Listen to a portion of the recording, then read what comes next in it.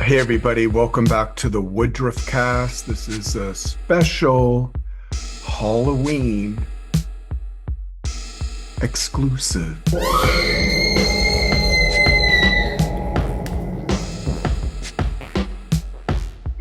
I guess my guest today is fashion photographer turned filmmaker Carter Smith. Carter lives in Maine and he started his career in the fashion business in New York, working as a professional photographer there for many different brands and magazines. Um, he eventually decided to go his own way and push into the cinema industry. And he was fortunate in that his very first film, Bug Crush, which was a short film, a horror film that he made, that won the short film award at Sundance, the festival. That then opened the door for him with his other aspirations as a filmmaker and brought him to DreamWorks, where he made the horror film Ruins. He also did the film Midnight Kiss, which was a queer horror slasher film for Blumhouse, which is a major horror film company. He then did the film Swallow, another body-based horror film, and also his latest film, Passengers. In addition to his filmmaking career, Carter also does writing for film, and he has this fascinating side project, which is known as All the Dead Boys. And we'll talk more about this facet of his career, which is actually how I first met Carter and became enamored with him and his work. And that was through his model series, All the Dead Boys. And that is all available to explore on allthedeadboys.com. When you visit there, be sure to sign up for Carter's newsletter. You don't want to miss that. Every Friday, something to live for or die for. Sorry, I couldn't resist. Anyway, here's Carter Smith. Okay, so Carter, thanks so much for joining me today for this special holiday or see, I've already fucked up. It's a holiday. The Can't Christmas call it a holiday. holidays are upon us. Okay. So Carter, thanks for joining. Spooky holiday. Okay. Yeah. Thank you for joining me for this spooky Halloween edition of the Woodruff cast. One of the things I wanted to ask you straight out of the gate was, what is your earliest memory from, I guess, childhood, obviously, that gave you an indication that this like horror thriller genre of films was something that you felt drawn to? It probably came from reading books more than films. Like it came from, I grew up in Maine and reading Stephen King books when I was, you know, in like sixth, seventh grade. Like th those were probably some of the earliest genre things. Actually, I remember reading Jaws when I was in fifth grade, which, if you go back and read Jaws, it's not really probably appropriate for a fifth grader. Like I was Mm. maybe 11 or 12. But it was like that early Stephen King. It was like Carrie and um Pet Cemetery and all of those that Salem's Lot specifically. Um, More than films. I mean, the films, like I'm kind of like an 80s slasher baby, so I was like, definitely watching all of the very standard slasher films. Um, and there's a movie called The Brood Oh by God, David yeah. Cronenberg. Have you seen Yes. Yes. So like I saw that when I was, maybe like 14 or 15, and um it kind of blew my head wide open because it was not only was it terrifying, but it was also the first time that I realized that horror could be beautiful, Mm, if that makes sense. Like, because if you go back now and watch The Brood, like the sets and the fashion and the hair and the like, it's impeccably tasteful. And I had never seen a piece of genre storytelling or, film specifically that like felt chic in that same way, um, which I was really drawn to. and that's wild, given, as I said at the intro, you being a commercial fashion photographer. So that aesthetic obviously was something you were skilled or and talented working with. So Yeah. it's interesting, a film like The Brood, that would be something that you vibed with, that the aesthetic of it. That's wild. Yeah, and it was the aesthetic. Like, of course those little monster children are terrifying, but like it was also like, I think Art Hindle is his name, but like he looked so chic in those suits, and Samantha Eggers was like in those amazing like muumuu. Like it was just all kind of, it was great. I It's remember loving it. wild. But what do you think in your own psychology was drawn to that genre?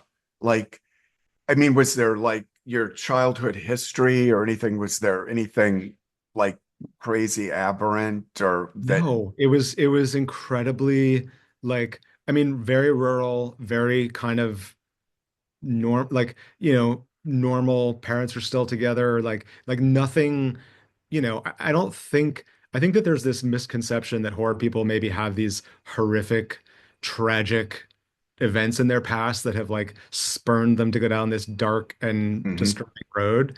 But like if you spend time with the horror people, like at conventions, at film festivals, they are like the nicest, most like open, welcoming, mhm. friendly group that you will ever meet.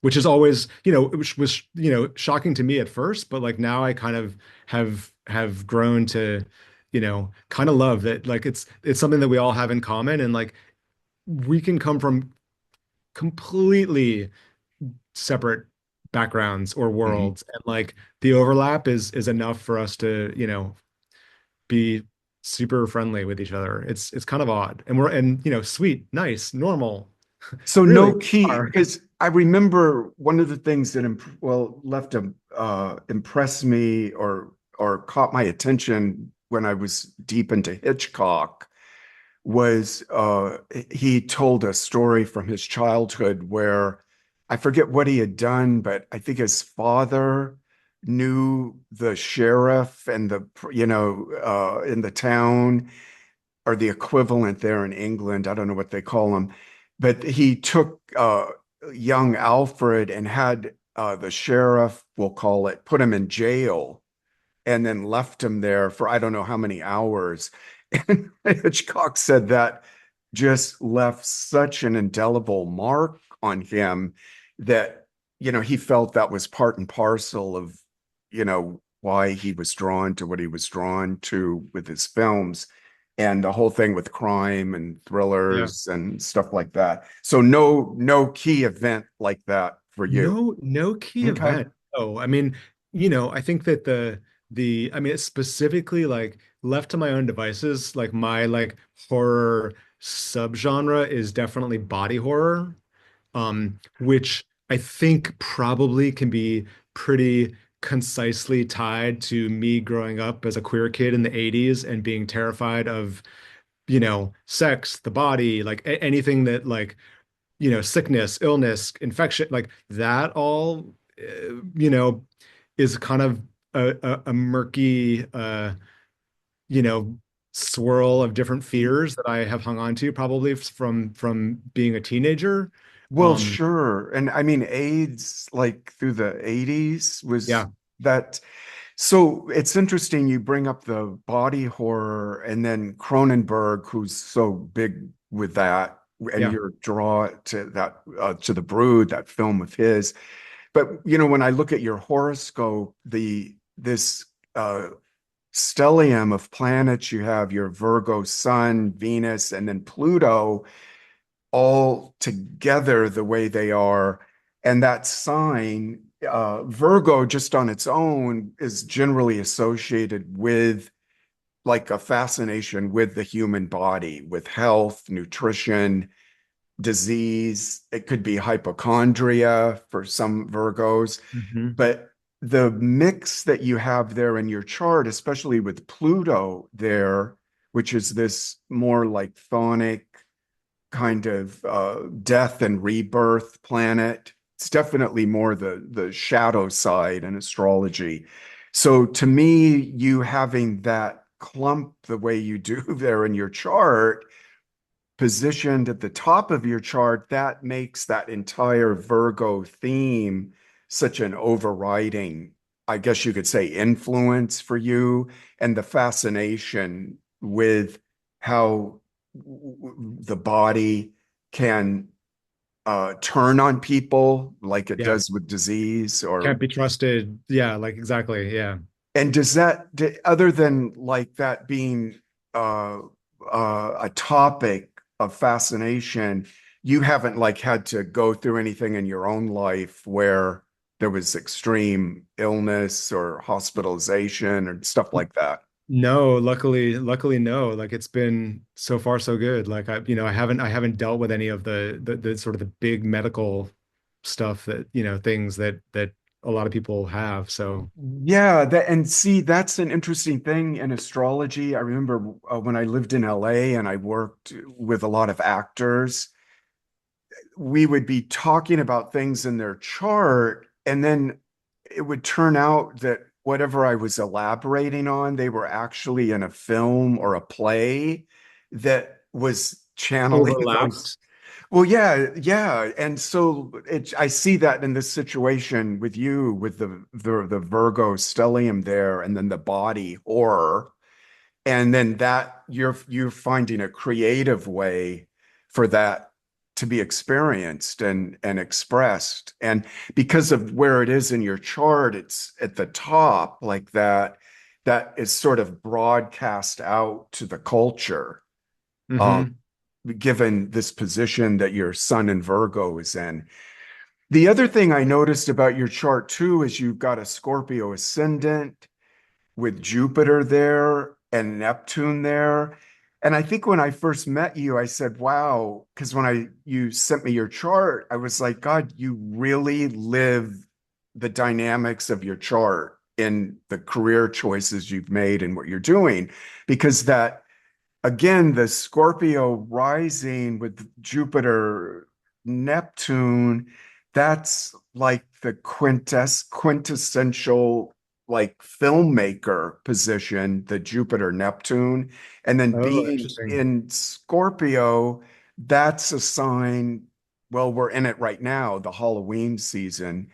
Um, that the element to the taboo and the dark side and all of those Scorpio themes, you're like taking that, channeling it, and projecting that out Projecting into it. the world.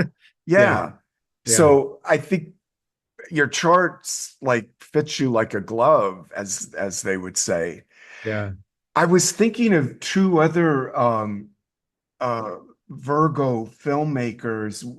Both of them are like favorites of mine. One is David Fincher, who's more thriller oriented, Hmm. though Seven was pretty, there was some real Dark. crazy Yeah. ass body And horror there. Zodiac also. Like, And Zodiac. yeah. And then you're gonna love that Dario Argento. Argento, is he a Virgo? He is a Virgo, and Oh, his nice. whole thing with the craziness with the The bodies. colors and this and the fashion and the sets and the visuals, totally.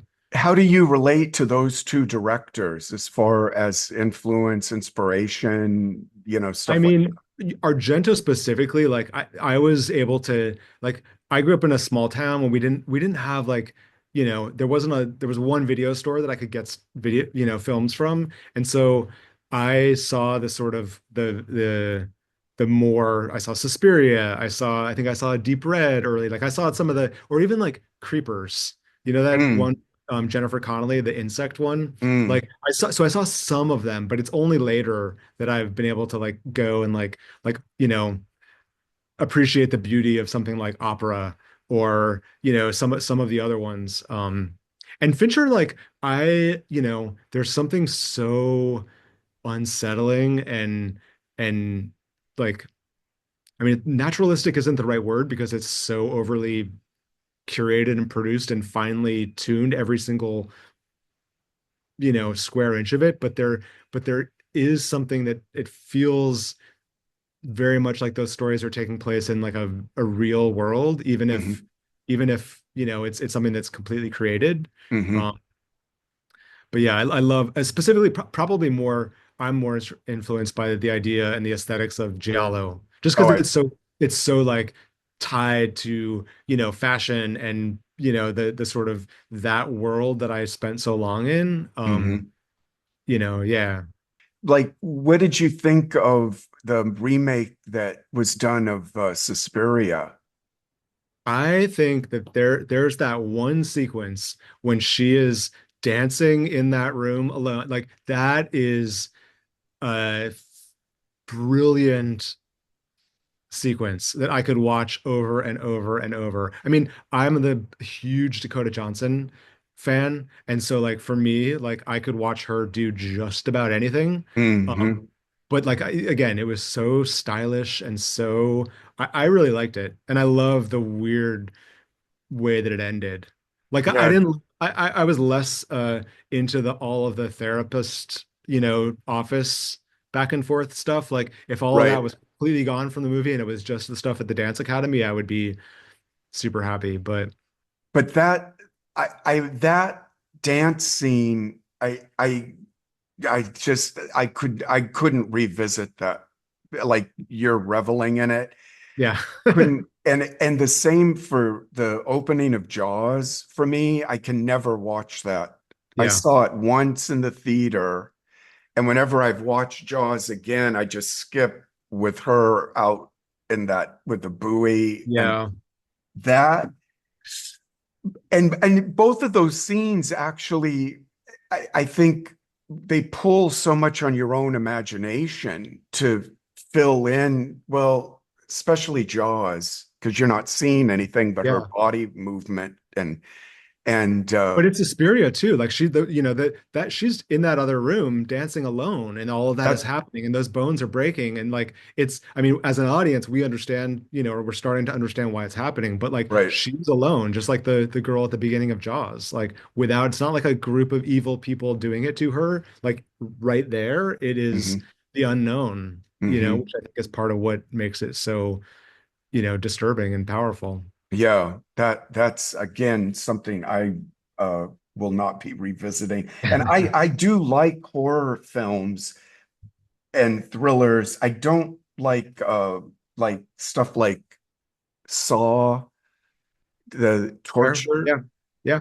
Are you into those films or No, not really. I mean, I like a good set piece, but like a good violent special effects set piece. But like, I was never so much into the Saw or like I'm not the hugest Terrifier fan. Like, um, I can appreciate what they're doing, um, and but like for me, the scariest stuff or the stuff that I like to play around with is usually the more psychological stuff. hmm And I mean, that said, in the ruins there is like a extended scene of a double amputation that happens with like a rusty knife and like a cast iron pan, to cauterize the stumps. Like it's like it definitely skirted the, that sort of horror. Um, but in general, no, I don't I don't. how was it making filming that scene? Like, I mean, was it exciting, the kid in you about like how to, Oh my show God. Yes. Yeah. right.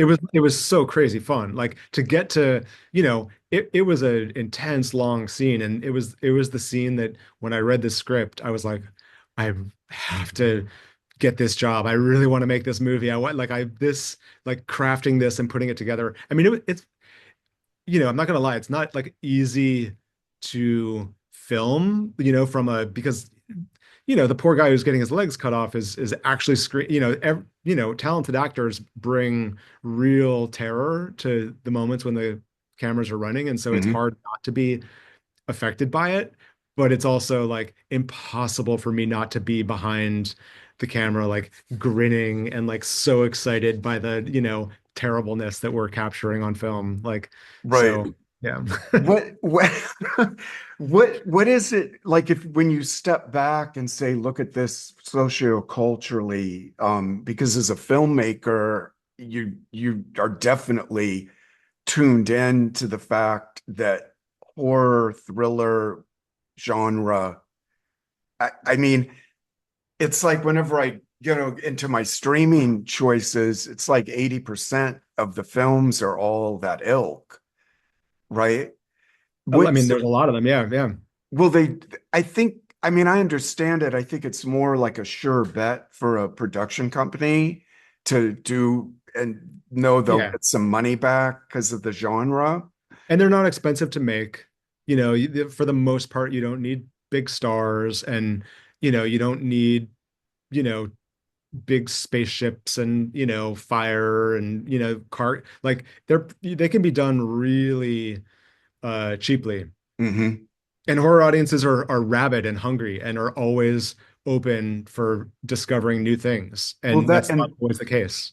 and that's the next question I have for you is like, what is your sense about what's happening in the culture that there's just this, and it's just not now. I mean, it's ever since film started to be able to be created. Like, what do you sense is happening socioculturally that people, they're drawn to this? I mean, with your Scorpio Yeah. ascendant and your sun Pluto, I would imagine I'm going to get a great answer from you on. Well, I mean, I can't take credit for the answer because I've read it. It's sort of like So, I think that the real world is so incredibly horrific at the moment that watching a scary movie is a safe place to feel scared and to feel horrified and to feel disgusted and to feel like because it's going to end. And then when it ends, you're back in the real world where you're just as disgusted, you're just as horrified, you're just as scared, and yet like you don't know if it's going to end. So I feel like horror films provide, 90 minutes of like escape and sort of, you know, ability to be scared and have the sense of okay, but everything's going to be okay. yeah. Even if it's not in the film, like the film movie is going to end and then I can go, and leave this world if I have to. Mhm. Whereas like in the real world, we don't get that that out. Well, I think too, the culture, the Judeo-Christian overlay on our culture, and then the way for many people that align with that, they kind of put death, like, move it out and then just go trust that the religion is telling them, look, you're going to die, you're going to go to heaven, or you're Buddhist, you're going to reincarnate. And so the whole relationship to death gets sort of numbed. And to me, I think the big draws for horror and thriller content is that it lets the person kind of rub up against death and see the feralness of life. It's one of the only genres that, I mean, comedy also, but like that really can affect people physically. Like, it can make you jump, it can make you scream, it can make you cover your face, it can make you shrink in your chair and look away. Like, and there's something really, I mean, as a filmmaker, it's really fun to try to get those sorts of reactions out of people. But I Yeah. think like it's that physical engagement with what you're watching is something that is rare rarer and rarer these days as like we sort of flick past everything and nothing ever sort of skims Hmm. past our, peripheral vision. Whereas if you're in a horror movie watching it in a theater and like you get scared by, whatever, like it's there's no, you got to face it in a way, which is always kind of fun to create. Yeah, I think porn is really the only equivalent in our Yeah. culture for eliciting that, what you're describing. I mean, it's a more erotic response or libidinal, but it's like what you're saying, the whole body and the respiratory system and everything, Your is heart rate, involved. like all, everything. Yeah. Yeah, definitely. So I think one of the things that drives me crazy with most like horror or even true crime based films or even thrillers is it's inevitably some woman that's getting killed or raped or to kick the story off.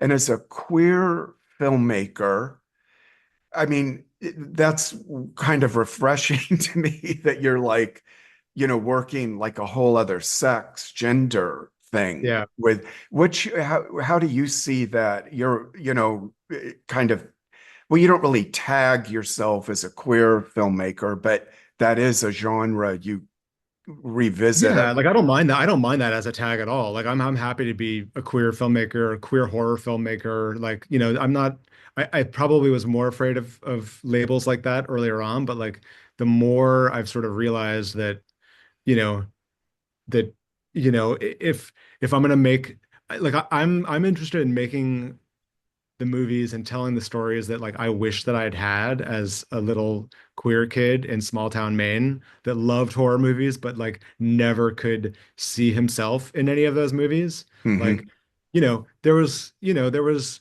always, there like horror has always been queer and there's always been sort of outsider characters that, you know, as a queer kid you can sort of latch onto. But like, like in the movie like that I did with Blumhouse called Midnight Kiss. Like it opens with like a hot dude, taking a shower and getting it's like a cold open and getting murdered in the shower by the masked killer. And it's 100% like poking fun, slash remixing, the exact same like, oh, I guess I'll just go take a shower now, like moment from so many horror movies That's and just usually a kind of woman. yeah, yeah, and just turning it on its head and sort of offering it up to like a different audience who has never been sort of served that with the same sort of wink wink, like we know what we're doing here. Like Hmm. so that's been kind of fun. And just, you know, yes, a bunch of my films, you can call them queer horror films, and it's interesting because like with a movie like Swallowed, which is a queer horror film, queer thriller, or whatever. Um, we played a ton of horror film festivals, and then we also played a bunch of queer film festivals. And so it was really interesting to sort of notice the difference in how audiences responded to it. But what was the difference? Like, Well, it was actually a lot less drastic than you might expect. Like, I think that queer audiences saw the humor that was in a film like that straight audiences were very much, and horror audiences were, almost afraid to laugh at stuff, like, that they were made uncomfortable, and like it's sort of there's a lot of sequences that, are designed to make the viewer uncomfortable. And whereas like queer audiences were like laughing and sort of like, boisterous, like you taking part in like a back and forth to the screen like you might expect in like a 90s 42nd Street theater sort of situation, which is mm-hmm. really fun to have happen. Yeah, um and a lot of times what happens in horror screen or festivals or screenings, it's like there might be a couple of laughs and then a little later like someone else might laugh and then like they'll, oh, it's okay to laugh at this. So, like it's okay to like be vocally disturbed by what's happening. But like right. talking to the audience members afterwards, like that was one of the greatest things was like, you know, I had some guy come up to me after a screening in Florida and be like, you know, dude, I'm straight. Like I'm straight. Like, but I never like really like saw a movie where two guys like kind of fell in love and like it was kind of nice and I kind of understood. And like even though it was a little fucked up, like and I was like that just made the whole thing worthwhile. Like, and he That's, had and his girlfriend made him come over. She was like, "Oh," she like pushed him towards me, like, "Oh, talk to him, tell him." I And like, love it. yeah, it was great. Like, I wish that I got the chance to talk to people like that more often. So you've taken the focus on men, males, boys, in your film, and then interestingly enough, how you dovetailed from your commercial fashion photography into this I don't want it's not like in this what would you describe all the dead boys, your still photo series that this particular theme Yeah. is highlighted, which I'll have links up for all of this for people watching. But it's guys naked, dirty, shadowy, Used bloody, like dark, like bloody. Yeah, characters from some dark movie that happened in a seedy alley behind the gay bar in this small Midwestern town that you didn't want to go because you'd get beat up if like offered the wrong person. It's very much, they're all characters from some, untold story with a that, smidgen of glitter that oh you yeah, well tend to, that's it. I mean, if they were go-go dancing, then they definitely have glitter. Like, right? Because because a lot of them work at this like sleazy go-go bar where there's no shortage of glitter. whenever I see the Dead Boys photos in your newsletter, which everyone should sign up for, that's going to be in the links too. But I'm always looking for the glitter. Like, Yeah. has this model got the glitter on? But anyway, so first of all, the name is quite arresting. All Yeah. the Dead Boys. Talk a little bit about that. Yeah. Well, How- I had been shooting fashion stuff for a long time, like 10, 15 longer years. And then I went and made a short film and then made my first feature film, which was The Ruins. And then after The Ruins, I came back to shooting fashion and, I was shooting things like Tiffany's and Tommy Hilfiger and like, Ann Taylor. Like it was all kind of commercial and pretty and it just there were so many people. There was like, art directors and agents and, everyone hovering around the monitor, giving their 2 cents. It's not this, it's not that. It needs to be more of this. We need to see more of that. Like, and so I had kind of fallen out of love with taking pictures. Like when I started taking pictures back in high school, like I was like, dressing up the models and making dresses and doing the makeup and sort of making them feel like stills from some film. Mhm. And I'd kind of lost that. And I was like, okay, what do I like? I like, weird, fucked up body horror type stories and naked boys. And I kind of want to learn how to do special effects makeup.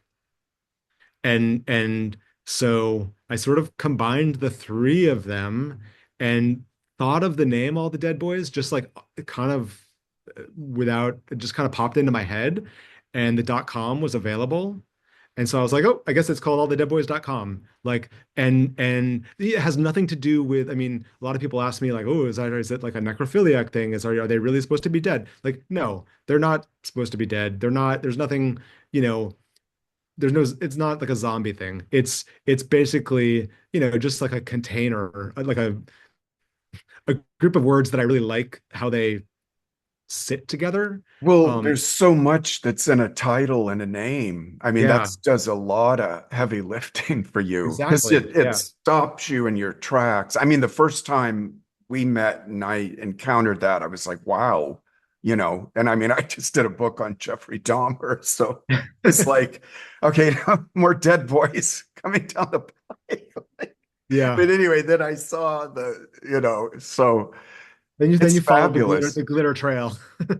Talk a little a bit, just a little a bit, like how, like getting models to do that with that. it obviously that theme or genre or approach Yeah. that the settings and tableau that doesn't bother them like Because the aesthetic is really masculine. It's really rough around the edges. It's mhm, very dangerous and violent. And it's like, give a model a fake black eye and a bloody lip and they're excited. Like, they're into it. Like, because like with what I was doing, like a lot of them are doing, you know, pretty pictures, commercial pictures. So for them to be able to be in a pair of ripped up underwear with a black eye, a split lip, and like mhm. covered in hickeys and sweat, and like it's like they get to become a character, which is instead of them just being like a good looking Dude, yeah, clothes hanger, modeling clothes, they get to, take on another role. And that's kind of what for me is so interesting about it is like the process of creating the character happens very much like, in the process of doing the shoot. Like, because I do all the special effects. I mean, the special effects, the makeup and the wardrobe and cutting it and customizing it and aging it and like, so it's kind of like this process that happens from the moment when they walk in the door to maybe 90 minutes or so, 2 hours at the most later, when we have like a fully formed character who you would be terrified of if you ran into in that back alley, hopefully. yeah. But also like might invite home, like there's definitely like a, you know, a, a flip, a fine line between, someone who's going to kill you and someone who's going to, treat you just right. Yeah, someone when we were in the meeting today in social media escape club, someone had asked like about the impact or influence of kid actors that are in like horror thriller films. What's your take on that? Kids so young that are placed into uh, professional settings like that where the stuff is kind of gruesome or horrifying or I mean, I feel like any good director or filmmaking team is going to protect kids if they've got kids in situations that are, you know, truly terrifying or um questionable. I mean, the atmosphere on a film set is it's not as scary as it looks. I mean, that's all movie magic and sound and lighting and so like actually being on a set is even in the most terrifying moment, like is usually not terrifying. Like yeah. so I think that kids specifically, and I've not worked with kids really. Like in my first movie, there's a kid actually that gets killed, like it's a horrific moment and it's like the one moment that so many people have told me like, oh fuck, I realized that like if you're gonna kill like a 5-year-old, like this, anything can happen. But like even him, like he felt like, we spent a lot of time talking to him and the woman that played his mom and like sort of figuring, seeing how he was. And you know, I think that kids are smarter and more often more able to distinguish between reality and play than we might give them credit for. At least in some situations. Like I can't speak for other Mhm. film, but I mean that for me that was just like the one moment or the one sort of bad scene that I've done with a kid with a child actor. It's rare. I'm pretty sure it's rare to see kids killed in Oh yeah, and it was like that was a big, that was something that we talked a lot about with DreamWorks, because it's like no, nobody, there's not a lot of fans of killing a kid, 15 minutes into the movie. yeah. But it's a fight that I fought and luckily ended up convincing them that it was worth it for the film and the story that and that it would work for what Hmm. we were trying to do. And I mean, I think that it ended up working in the way that I hoped it would. Yeah, well, it's like I said, it's so unusual. I think the only film I ever saw, I think it was an early Hitchcock film, where a kid's given a box with a bomb in it. I forget the name of that film. It was early, early Hitchcock. I don't And know. then the, the kid was blown up with the bomb on this bus and stuff. I was like, Jesus, that's radical, for like 19, I don't know, 40s or whatever that was. But Yeah. that was Hitchcock. What I love about him is he always pressed the envelope.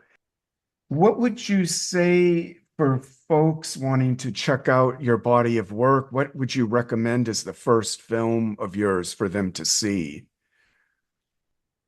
Um, Because Good they're question. all pretty much on streaming, Amazon or Yeah, yeah, yeah. You can but find them, on you know, Amazon. You can watch Swallowed and The Passenger. The Passenger is a good in point for someone who doesn't like horror, just because it's like it's a more of a road trip, a coming of age road trip hostage thriller. And yeah, like there's a horrifically violent sequence that happens early on, and if you make it past that, then you kind of are in for like a weird, messed up buddy love story. Um, sounds good to me. yeah, I mean, The Ruins is the most like sort of wide, full on sort of horror for everyone. And then, you know, I have a sweet spot in my heart for Swallowed just because it was, you know, a little micro budget indie that I wrote, produced, directed, released, like, financed myself. Like we made it with 8 people in the woods, and it was very much like a labor of love. And so it's nice to see that film specifically out in the world and so available to people Yep. because, it very much could have been just a little film that never even made it onto streaming.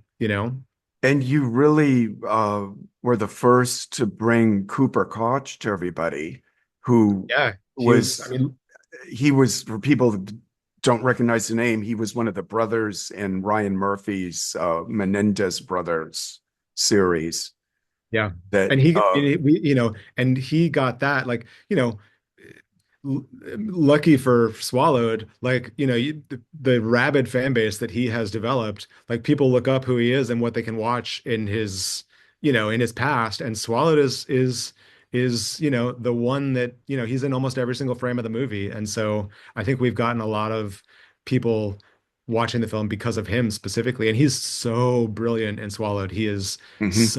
such a talented actor. I'll just never forget that scene with him in the room in the Menendez things where the camera was on him for 45 minutes straight. Yeah. In that, I think with his attorney being interviewed, just fucking mind-blowingly Yep. good. And he brings that level of like impeccable like talent and ability and storytelling, like with and without words, to like every scene, whether the camera's on him or not. Like it's kind of crazy to witness. Mm. Yeah. Sure, he's got a good career ahead for himself. I hope so. Oh He yes. was up for an Emmy, wasn't he, Yeah. for the Yeah, yeah. Menendez? Totally. Yeah, got robbed, I think. So you mentioned The Brood, favorite film. I wanted to close with kind of going over I'm some of I was thinking would be fun to exchange some best of or favorites. Favorites. Like so you mentioned Brood as a Yep. favorite for you. What are some other of your favorite that you would say had impact, influence on you as well? Yeah, I mean, well, there's Texas Chainsaw Massacre, of course. Like that's not new to anybody, but it absolutely, messed me up from the moment I saw it. How did it Um, mess you up? Like you like I, scared the shit or like, oh, I want to make a film like a this? little bit of both, because I could feel the filmmaker in it. Like I could feel like it felt like I was as realistic as it is, and as sort of down and dirty and raw. Like I was also very aware that it was a film that was being made by what was clearly a group of really passionate, talented, creative people that like didn't have a lot to work with, and they've really made something special. And that was, and also The Evil Dead is the very first, Mm-hmm. the original. Like that's very much the same thing. Like you can feel the passion and the love and the sort of the blood, sweat, and tears in every frame of both of those films. I mean, neither one of them are particularly deep cuts, um, but I think that there's a reason that they're so well and widely loved. Well, and that's the kind of the secret is, as Arnold Schwarzenegger said, stay hungry. I think because I think of like Night of the Living Dead, another film. It was just shoestring budget, labor of love. I mean, and these are like classic, just Yeah. genre redefining, but Yep. they're all the big money wasn't there. So what do you Yeah. think that's about? Like, I mean, labor of love, obviously. Um, it's doesn't it seem to harken back to like when there were real stringent codes and filmmaking where like Hitchcock had to work under that all the time. So Yeah. trying to get around the censors, and it seemed to press up to the surface more creative, more dynamic work rather than like, oh, just put whatever you want out, like, Yeah. kind of a But thing. I feel like our version of that now is, I mean, certainly there's censorship and there's you know uh, fear and trepidation around certain types of content for sure. But also like you're up against like, oh, well, we need more trailer moments. Oh, we need more jump scares. Oh, what about the main character needs to be more likable? Like the sort of studioization of Yeah. stories is sort of a different version of that same sort of code idea. Hmm. Hmm. And I think that you know, the best stories are when, artists are allowed to tell the stories they're passionate about and when they're not trying to fit those stories in specific boxes. Yeah, Um, like if you had come to me as a client for an astrology session, one of the things, having looked at your chart, I would have told you was that given the way like almost everything in your chart is shoved over to the eastern side of the wheel, is folks like with chart configurations like that, it's important that they work their own thing, do their own thing. They're not really team players, generally. Not that they can't do that, but mhm. the impulse is to like have that kind of control that is, you as an individual, your vision, and then putting that out there. Whereas somebody with everything over on the other side of the chart is going to, their life is going to be tied up more in their relationships and colleagues and team playing, stuff like that. Yeah, Not that one's better than the other, but for you, I would say, wow, make sure you're holding the reins as much as you can yeah. I for try. I try, satisfaction yeah. Well, stuff. and like that, that's what I think is so, such a big part of directing is like, you surround yourself with incredibly talented people, but like at the end of the day, you're choosing, is this sweater green or is the blue one the one you want to go with? Is this like, should her hair be blonde or should it be black? Like, what color are her nails? Like, where is couch against this wall? Or is like, and yes, there's, lots of people working with you to make that stuff happen, but it all kind of comes down to them servicing like whatever the director's vision is, Hmm. or the story that they're telling, Hmm. together. So, okay, couple more films as favorites. Okay, I'm gonna give you a couple like sort of um deeper cuts. Yeah. An amazing um Mexican tentacle sex, like sexually ambiguous, like dark, melancholic thriller called The Untamed, Mm. which is streaming on Shudder, I believe, and it's really, really good. And that's a recent film or something. It's maybe like 6 years old, 7 years old. Okay. Um, uh, I am a Untamed. The Got it. Untamed. Yeah, it's the alien tentacle sex like horror film that you didn't know you needed. Like, Whoa. yeah, Okay. it's really good and it's also beautiful. It's beautiful, horrific and beautiful. Um, there's a there's a movie. There's an Icelandic a movie called Rift by Erlinger Thordarson, and Wow. it's like a queer ghost story, and it's a, you know, two guys in a remote cabin in Iceland. Like it's very much like a small movie, but really, really well done and um masterful, like really well done. Um, I'm a huge fan of Climax by Gaspar Noé. Do you know that film? No, see, you're so like deep in with stuff. Yeah, but like that's a, you know, that's not traditionally considered a horror film. I mean, horrific things happen in it. Yeah. Um, I, you know, there's a dance. It's if you're a fan of dance, there are some incredible dance sequences. It's like about a dance troupe that is celebrating the end of their tour, and someone spikes their punch, and the sort of horrific, you know, aftermath. And it Mm, all takes place in one, you know, in one take, you know, more or less. And it's really disturbing and terrifying. okay. Um, What about like some of the stuff because I sent you some of my favorites, which obviously were, I think, more mainstream than the things you're pulling from. like tell me some of your Well, favorites. like I think I had Hereditary up Yeah, as the top of my favorite. I love Hereditary. Great. Yeah. I mean, but like that's one that most people or a lot of people know. So if Well, people usually are asking me for stuff like recommendations, yes. I'm gonna steer them to something like that they'll be like, have never heard of. And what about classics like that? Now our age difference is gonna, I mean, I'm only a couple months older than you, but like, so I would say The like, Brood. I would say watch The Brood, watch The Thing. You know, that's a classic. it, The Halloween, Texas and Chainsaw. how were you with like Hitchcock stuff, like Psycho? I didn't see any of that stuff until later. Like I was so into like the 80s slasher of it all and like didn't have like only found that stuff as an adult. Well, I think that's a generational thing. I mean, I remember dating this guy 5, 6 years ago, and were talking about horror films. I brought up Psycho, and he's like, "Is that the movie where the woman kills her baby?" And I was just like, "Wow, okay, my God." I mean, he was considerably younger, so to be fair, but so would you say later on you like revisited these classics, like Vertigo, Psycho?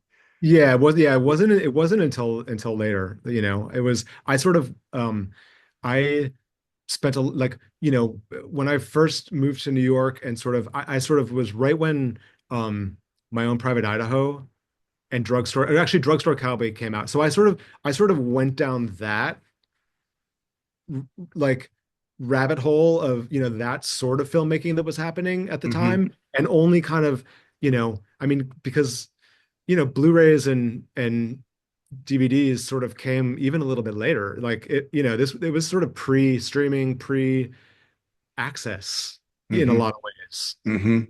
Yeah, right. So, um, I guess final question for you. What are you doing tonight for Halloween?